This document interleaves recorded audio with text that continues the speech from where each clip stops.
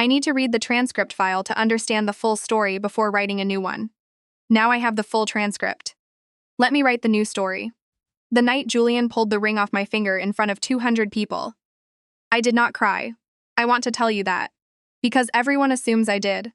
They assume I stood there in that banquet hall, with my face falling apart, mascara running, some wilting woman, waiting for someone to come rescue her. That is not what happened. What happened was, his fingers closed around mine, cold and deliberate, and he worked the ring off my finger like he was removing a price tag from something he'd already decided to return. The hall was full of the kind of people who wear their wealth quietly. Old money, Toronto money, the kind that does not need to announce itself. And every single one of them watched. The ring was not expensive in the way he understood expensive. It was not a number on a certificate or a line item in an insurance policy. It had belonged to my grandmother, Fiona, who came to Canada from Glasgow in 1962 with a single suitcase and an iron refusal to be diminished by anything or anyone. She wore that ring her entire married life and left it to me when she died. A cushion-cut diamond, slightly cloudy, set in rose gold that had worn thin in places. Worth maybe $4,000 to an appraiser, worth everything to me. Julian placed it on the charity auction table, like he was doing the room a favor. I looked at him. I said quietly, so only he could hear. That was my grandmother's. He looked at me the way he sometimes looked at slow-moving traffic. Impatient, already somewhere else in his mind. Nadia, Eva's been through enough. She just wants to hold something beautiful tonight. Let her have it. Eva Marsh. She sat 3 tables away in a cream linen dress, her hair pinned softly at the nape of her neck, hands folded in her lap like a woman who had been rehearsing this scene for weeks. She had a diagnosis, something to do with her heart, though the details shifted every time Julian relayed them to me. She did not look unwell. She looked like a woman who had learned that fragility was its own kind of power. Julian and Eva had been together for 4 years before he married me. He told me it ended because they wanted different things. What I later understood was that it ended because she left him, went abroad for a surgical residency, 3 years in Edinburgh, and when she came back 8 months ago, she came back changed, and sick, and suddenly precious again in a way I had never been. Julian, I said, take it back, it's already done. He straightened his jacket. Don't make this what you're making it. It is my grandmother's ring, Nadia. His voice dropped. It was the voice he used when he thought I was embarrassing him. Eva has maybe 6 months. 6 months, and you're standing here haggling over jewelry. Something moved in my stomach. Not grief. Not rage. Something colder. A recalibration. I looked at the ring on the auction table. I looked at Eva, who was watching me with careful eyes. I looked at my husband. Okay, I said. I walked out. The lobby of the Ritz-Carlton smelled of white flowers and recycled air. I pushed through the revolving door onto Wellington Street and stood in the October cold without a coat. Because my coat was still on the back of my chair inside. The wind off Lake Ontario cut straight through the silk of my dress. I stood there for 40 seconds. Maybe a minute. Long enough for the cold to get into my teeth. Then I went back inside. Not to the ballroom. To the table near the entrance where the auction items were staged. There was a young attendant in a navy blazer who startled when I walked toward him. The cut diamond in the rose gold setting, I said. Can you tell me if it's been placed on the table yet? Ma'am, the auction doesn't begin until... Has it been placed? Yes, I think so. It was just brought over. I need it back. It was brought in by mistake. I don't think I can. I looked at him with the full weight of a woman who has nothing left to protect. He handed it to me. I put it in my evening bag and walked out into the cold for the second time. I did not go back into the ballroom. I called a cab, which took 12 minutes to arrive, and I stood on the curb in the wind and the dark. And I waited. When it came, I got in and told the driver to take me to Mount Sinai. He glanced at me, in the rear view. Are you okay? I need to see my doctor, I said. There was a reason I had been nauseous for 3 weeks. A reason I had been standing in the bathroom at 6 in the morning, pressing my hands against the cold tile of the counter, waiting for the feeling to pass. A reason I had bought a test from the Shoppers Drug Mart on Bloor and then put it, still in its packaging, in the back of the cupboard under the sink. Because I could not decide if I wanted to know yet. The cramps had started during Julian's speech. Low and dragging, the kind that makes you sit very still and breathe very carefully and try to believe they will pass on their own. They did not pass. In the cab, heading north on Bay Street, I felt something release. I pressed my hand against my stomach and kept very quiet. The ER at Mount Sinai was bright and loud and smelled of antiseptic and cold coffee. A nurse with a kind face took me through triage, and I told her everything plainly, the way you learn to speak when you're trying to hold yourself together in a public place. She got me into a room quickly. The doctor was a woman named Dr. Reyes. She did the ultrasound herself, her face professionally composed, and then she took a breath and told me what I already knew. There's significant hemorrhaging, she said. The embryonic heartbeat is very faint. This is a threatened miscarriage. We can admit you tonight and try to manage it, but I want you to understand that the probability of how long would I be admitted? Days, potentially a week. You'd need to be on complete bed rest, no stress. No. I have a question, I said. If I choose not to intervene, if I let it complete on its own, what does that look like? She was quiet for a moment. It would likely be uncomfortable. We'd monitor you here for the acute phase and make sure you're not hemorrhaging dangerously. But the outcome? She paused. I want to make sure you have someone with you. I don't, I said. Please proceed. She handed me the consent forms. I signed them. My handwriting was very even. I had not told Julian I was pregnant. I had planned to tell him after the gala, after the season of Eva that seemed to have no end. I had been waiting for a window when he was simply himself and not performing something for someone else. The window had not come. The procedure was completed at 2 in the morning. I lay in the recovery room with a warm blanket over me and a nurse checking in every 15 minutes, and I stared at the acoustic ceiling tiles and thought about my grandmother. Fiona had raised 4 children mostly on her own because my great-grandfather worked on the railroad and was gone 10 months of the year. She used to say that the most important thing a woman could own was her own mind, because they can take the house and the money and the ring off your finger, but they cannot take what you know. I took a cab back to the house in Rosedale at 4 in the morning. Julian's car was not in the driveway. The house was dark. I stood in the front hall for a moment. It was a beautiful house. We had spent 6 months choosing it together, walking through rooms, talking about which direction the light came in. I had planted the garden on the south side. I had chosen every tile in the kitchen. My name was on the deed because my money had paid the down payment. A trust my parents set up when I was born, which matured when I turned 30, which I had signed over willingly because I believed in the life we were building. I went upstairs. I changed out of the silk dress and folded it neatly on the chair because I was not going to leave it on the floor like something shameful. I pulled a carry-on suitcase from the top shelf of the closet and I packed efficiently: passport, SIM card, laptop, a week of clothes. My design portfolio drive, the small notebook I use for working out pattern calculations, which is illegible to anyone but me. From the bottom drawer of my nightstand, I took one more thing: the legal copy of my trust agreement, which listed every asset I had brought into the marriage. I had started reading it again 2 months ago, quietly, late at night, after Julian came home at 11 smelling of Eva's perfume. I put the grandmother's ring in the front pocket of the suitcase. Then I sat down on the edge of the bed, and I wrote Julian a note. Not emotional, just factual. I told him what had happened at the hospital. I told him where I was going. I told him not to call. I weighted the note down with his favorite coffee mug, a heavy handmade one from a studio in Kensington Market that he'd had for years, because I knew he would see it first thing in the morning. Then I called my oldest friend Priya, who answered on the third ring, because she always answers when I call at strange hours, because she has known me for 22 years, and understands that if I'm calling at 4 in the morning, the situation warrants it. I need to stay somewhere, I said. Tonight, and maybe for a while. Silence. Then, my guest room has clean sheets. I'll leave the door unlocked. I took my suitcase and left. Julian came home at 6. I know because Priya's house is 3 blocks away and I was awake watching the sky get light through her window, and I heard nothing, and the not hearing was its own kind of answer. He called at 8. I watched the phone vibrate on the nightstand and did not pick up. He called again at 8:17, 8:42. At 9, a text. Nadia, I woke up and found your note. Please call me so we can talk about this like adults. Whatever happened last night, walking out is not the answer. I looked at that message for a long time. Walking out, he said, as if I had behaved badly, as if the evening's architecture had been ordinary and my response was the anomaly. I turned my phone off and went back to sleep. I slept until noon, which was the longest I had slept in 3 months. When I woke up, Priya was in the kitchen making dal, and the smell of it, cumin and garlic and something warm, was so ordinary and so safe that I sat down at her kitchen table and cried for the first time. She did not say anything. She put a glass of water in front of me and sat down across and waited.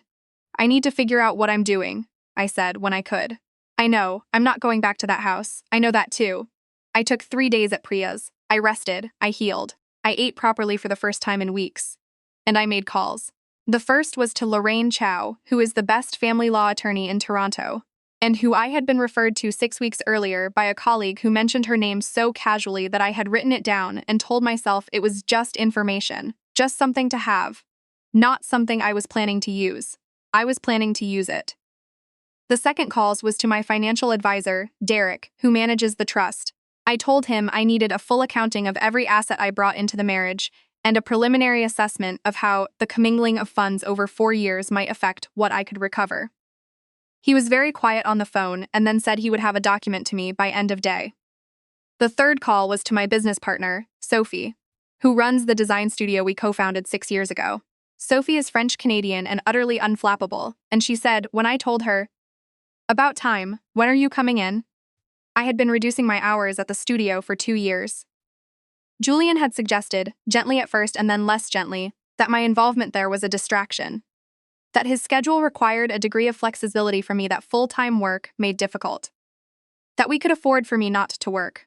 I had believed him, or told myself I believed him, which is a different thing. I went to the studio the next morning. It had been 6 months since I had done any real design work, and the absence of it had hollowed something out in me that I had been pretending was fine. Walking back in, the smell of fabric and machine oil and Sophie's terrible instant coffee felt like pressing your hand against a bruise you had forgotten you had. I sat down at my table and I started working. Julian escalated in stages, the way he did everything. Methodically, with the confidence of a man who has never lost anything he really wanted to keep. First, the calls. I did not answer them. He left voicemails that progressed from controlled to pointed to something I would not call desperate, but which was trying very hard not to become it. Then, a letter via courier to Priya's address, which meant he had called someone to find out where I was, which meant he had resources I hadn't accounted for. The letter was from Sterling and Associates, which was Julian's family's preferred firm. It outlined his position on the marital assets, which was, in summary, that I should reconsider my decision to leave the matrimonial home and return to discuss matters cooperatively before they became adversarial. I forwarded it to Lorraine. Then he came to the studio. It was a Thursday afternoon. I was in the back working on a pattern for a client collection when Sophie appeared in the doorway with a look I recognized from university, which was the look she wore when something was about to require management. "Julian is outside," she said. I kept my eyes on the paper. "Send him away. He's been out there for 20 minutes. He told the coffee shop owner across the street that he was waiting for his wife. I set down my pencil. I walked to the front of the studio. Through the glass, I could see him on the sidewalk, hands in his coat pockets, collar turned up against the November wind. He was wearing the camel cashmere I had bought him for his birthday the year we were married. He looked, objectively, like a man of gravity and purpose. He had always been good at looking like things. He saw me through the glass. His face changed. Relief, something like it. I opened the door. "Nadia," he stepped forward. "Please, can we just talk? Somewhere private. This is private enough." He glanced past me into the studio, at Sophie, who had not moved from the back and was not pretending to work. He lowered his voice. "I know I know how it looked. I handled it badly. Eva asked me to intervene and Julian. I should have talked to you first, I know that, but she was so, Julian." He stopped. I was in the hospital until 2 in the morning. Something shifted in his expression. "What? Why didn't you?" "I lost the psyche." The words landed. I watched him process them. First the shock, then something that looked like it wanted to be grief, but had to calculate the angles first. "You were pregnant," he said. "I had been for about 8 weeks. You didn't tell me." "No, Nadia."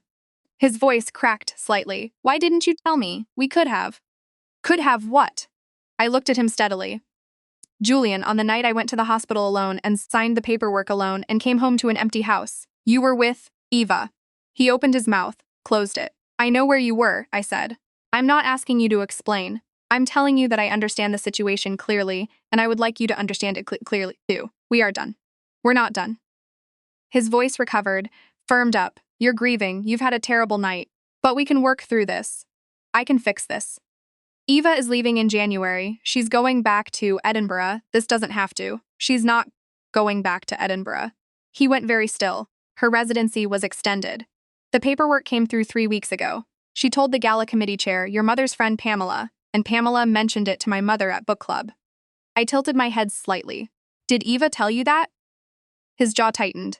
I didn't think so, I said. I stepped back inside. Goodbye, Julian. I closed the door. He stood on the sidewalk for another 10 minutes. I know because Sophie watched. Then he left. That was the last time I spoke to him in person for 4 months. Lorraine was methodical and efficient, and she had a way of delivering information that was both completely compassionate and completely without illusion, which is the only quality I needed in a lawyer at that point in my life. The trust, she confirmed, was recoverable. The commingling was messier than I would have liked, but Julian had been careless in one significant way. He had used my trust funds to co-sign a line of credit for a property development deal that had not gone well, and the paper trail on that transaction was very clear. Clear enough that, if we chose to pursue it, the exposure for him was substantial. He used your capital as collateral without explicit written consent, Lorraine said, across her desk on the 42nd floor of a building on Bay Street. Outside, the lake was gray and flat and the sky was the color of old pewter. He had verbal authorization, which he will argue in court. But verbal authorization for marital asset deployment is remarkably difficult to defend. What does that mean for me? It means that when we go to court, his position is considerably weaker than he currently believes it to be. I looked out at the lake. I also want to flag something else, she said. She opened a second folder. Are you aware of a numbered company registered in Alberta, 1386249 Ontario Limited? I was not. It was incorporated 2 years ago. Julian is listed as a director. The company has received 3 significant wire transfers from a joint account that has your name on it as a co-signatory. I sat very still. The purpose listed on the transfer memos is investment income distribution, Lorraine continued. But the recipient accounts are in Cayman Island trusts registered in Eva Marsh's name. The room was very quiet. He used joint accounts, I said. Your joint accounts. Accounts that your trust originally funded. I looked at the transfer amounts. My hands were in my lap, and they were completely still, which surprised me, because inside I felt something moving, rearranging, clicking into a new configuration with the cold precision of a combination lock opening. How much? I said. Just over $800,000 over 26 months. I sat with that number. Can you give me a moment? I said. Lorraine closed the folder and stood. I'll get us some coffee. She left. I sat alone in her office with the gray lake below, and the November light coming in sideways, and I breathed carefully, in and out. My grandmother's ring was in my coat pocket. I had taken to carrying it with me. I pressed my thumb against the familiar curve of the setting. They can take the house and the money and the ring off your finger, Fiona had said. But they cannot take what you know. I knew quite a lot, as it turned out. When Lorraine came back with 2 cups of coffee, I said, I want to proceed, and I want to explore the CRA filing implications of those Cayman transfers. Lorraine set the cups down. She looked at me with the careful, assessing look of a woman who has seen many clients in many stages of this kind of reckoning. All right, she said. I moved into the studio's back office and I worked for 3 months straight, not because I needed to prove something. Because there is a particular discipline to grief that most people don't talk about, which is that it requires you to do something with your hands. I had my hands. I had the work. I had Sophie, who appeared each morning with something edible, and asked no questions, and occasionally sat across from me at the work table and simply kept me company in the particular silent way of old friends who understand that you don't always need words. The studio had been in a quiet period. Sophie had been managing 2 mid-sized clients in my absence. I came back in and we won a 3rd and then a 4th, and by January we had a waiting list and a feature in Azure magazine and an inquiry from a Montreal firm asking if we would consider a partnership on a flagship project they were tendering for. Julian's attempts to contact me went through Lorraine after the first week. He proposed financial arrangements. He proposed counseling. He sent, via a mutual acquaintance, a handwritten card that said, I'm sorry in 3 sentences and please come home in 2 more, which Lorraine photographed for the file, and I did not respond to. In February, Lorraine told me Julian's lawyers had requested a settlement meeting. What's their opening position? I said. He's offering to return the trust principal minus the investment commingling, which he's valuing at roughly 60% of what we believe the accurate number to be, plus the Rosedale house. No. I expected that response. What does our position look like? Strong, she said. The Cayman transfers have created significant personal liability exposure for him. His lawyers know it. The question is whether he knows it yet. I want to request full disclosure of the Alberta numbered company, I said. All transactions, all beneficiaries. That will be a considerable escalation. Yes, I said. She looked at Nadia. If this goes where I think it's going, it will become very public. Julian has a profile in this city. His family has a profile. I know. Are you prepared for that? I thought about standing in the October cold outside the Ritz-Carlton with no coat. I thought about signing paperwork alone at 2 in the morning under fluorescent lights. I thought about my grandmother leaving Glasgow with a suitcase and a refusal to be diminished. Yes, I said. The meeting happened in March. It was not what Julian expected. I know it was not what he expected because I watched his face when Lorraine placed the full disclosure request on the table. Every transaction from the numbered company, cross-referenced against the joint accounts, with the CRA reporting implications outlined on the last 3 pages. He had brought his own lawyer, a senior partner named Graham Whitfield, who I had met at firm events over the years, and who was very good at projecting a calm he sometimes did not feel. The calm deserted him when he looked at page 4 of our disclosure. Julian looked at me across the table. I looked back. Not with anger, not with anything particularly, just with the clear and level attention of someone who has finished grieving and is now simply here to finish the business. This is an overreach, Graham said. The transfers are documented, Lorraine said pleasantly. The characterization of those transfers as, the characterization is CRA's, not mine. The referral has already been made. Julian's face changed. Graham asked for a 30-minute recess. They went into the hall. I sat in the quiet boardroom with Lorraine, and I drank water and looked at the street below, where people were moving through a pale spring afternoon in their coats, purposeful and ordinary. You made the referral before the meeting, I said. The documentation warranted it, Lorraine said. She had the very slight smile of a woman who is very good at her job. When Julian came back in, he sat down without Graham's guidance and looked at me. What do you want? He said. Not negotiating. Genuinely asking. The stripped-down version of him that I had seen very rarely in 4 years, the version underneath the performance. I want what's mine, I said. I want the trust principal returned in full. I want the value of the Cayman transfers restored from your personal assets. I want the Rosedale house, since my money built it. And I want the co-op board seat I was removed from in November, which was done without my consent, and which I intend to challenge regardless of this settlement. And the CRA referral. That's not within my power to withdraw, I said. It's been made. What happens next is between you and the agency. Julian looked at the table. His hands were flat on the surface, very still, the way he held himself still when he was working very hard not to show something. Eva didn't know about the accounts, he said quietly. I know that, I said. I'm not interested in Eva. She's sick, Nadia. She genuinely. Julian, I kept my voice level. I'm going to say this once. I don't blame her for being sick. I don't blame her for still caring about you. I blame you for what you did. Only you. And I'm not here to discuss Eva. I'm here to discuss the terms. He was quiet for a moment. Then he looked at Graham and gave a small nod. We finished the settlement in 2 more sessions. Julian agreed to everything. The CRA process moved forward on its own timeline, which was not my concern. On the last day, after the final signatures, Lorraine walked me down to the lobby of her building, and we stood in the revolving door together for a moment. You were very controlled in there, she said. I had a lot of time to decide what I wanted. What are you going to do now? I thought about it. Outside, the spring afternoon was doing something tentative and optimistic with the light. Work, I said. We have the Montreal project, and Sophie found a space on Spadina that would be good for the studio. Good. She offered her hand. I shook it. I walked out onto Bay Street alone. It was the kind of afternoon that Toronto does sometimes in April, bright and cold and everything faintly outlined. The way the world looks after a long illness when you come outside for the first time and realize the light is still doing what it always did. I walked to where I had parked, and before I got in, I took the ring from my coat pocket. I had been carrying it for 6 months. I turned it over in the afternoon light. The rose gold worn thin in places, the stone slightly cloudy. My grandmother's ring, which she wore her whole life and left to me because she knew I would understand what it meant. I put it on. Right hand, 4th finger. Not where it had been before. That place was for something else, or nothing at all, and I was fine with either.